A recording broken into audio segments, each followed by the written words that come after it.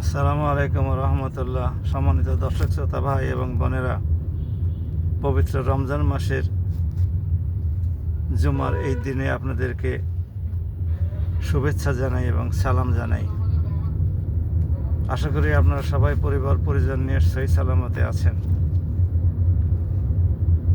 আপনারা সবাই অবগত আছেন, ইরানের উপরে আমেরিকা এবং ইসরায়েলি যৌথ শক্তি প্রচণ্ড রকমের হামলা চালিয়ে তেহরানের ব্যাপক ক্ষতি সাধন করেছে এবং পারমাণবিক কেন্দ্রগুলোকে, মিসাইল উৎক্ষেপণ কেন্দ্রগুলোকে একটার পর একটা ধ্বংস করে দিচ্ছে। সরকারি বাসভবন, বিশ্ববিদ্যালয়, হাসপাতাল,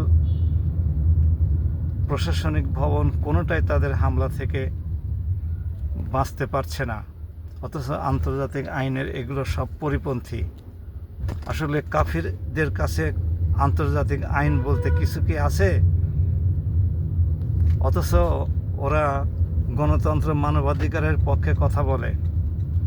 এরপর থেকে গণতন্ত্র এবং মানবাধিকারের ব্যাপারে কোনো কাফির যদি আমাদের কাছে কোনো ওসিয়ত নিয়ে আসে, তাহলে তাদেরকে থাপড়িয়ে একেবারে গালের চামড়া তুলে ফেলবেন এবং দাঁতগুলো সব ভেঙে ফেলবেন। আর ওদেরকে বলবেন, গাজার দিকে তাকা, ইরানের দিকে তাকা, কোথায় তোদের মানবাধিকার? তোরা আমাদেরকে মানবাধিকার শিখাতে আসিস, আমাদের কাছ থেকে মানবাধিকার শিখে তোরা। এইভাবে থাপড়িয়ে একেবারে দাঁতগুলো সব খুলে ফেলবেন দুই গালের। ভাই এবং বোনেরা, যেভাবে তারা ইরানকে বিভিন্ন দিক থেকে হামলা করে ধ্বংস করে দিচ্ছে, অবকাঠামোগুলো চুরমার করে দিচ্ছে, এগুলো পুনরায় মেরামত করতে, একসময় তো যুদ্ধ শেষ হবে, এগুলো মেরামত করতে সমস্ত খরচ বহন করতে হবে ইরানকে।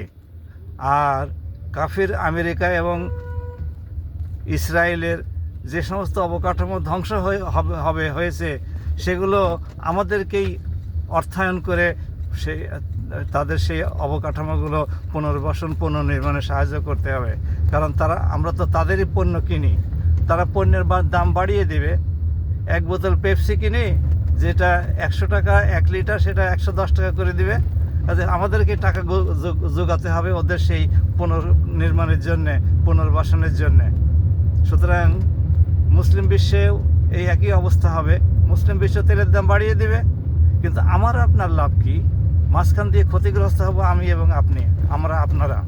সুতরাং আসুন, আল্লাহর কাছে দোয়া করা ছাড়া আমাদের আর কোনো গত্যন্তর নাই। আমরা আল্লাহর কাছে দোয়া করি এই সমস্ত কাফির মুশরিকদের হাত থেকে যেন মুসলিম বিশ্ব রক্ষা পায়। আল্লাহ হাফিজ, ভালো থাকুন। আসসালামু আলাইকুম রহমতুল্লাহ।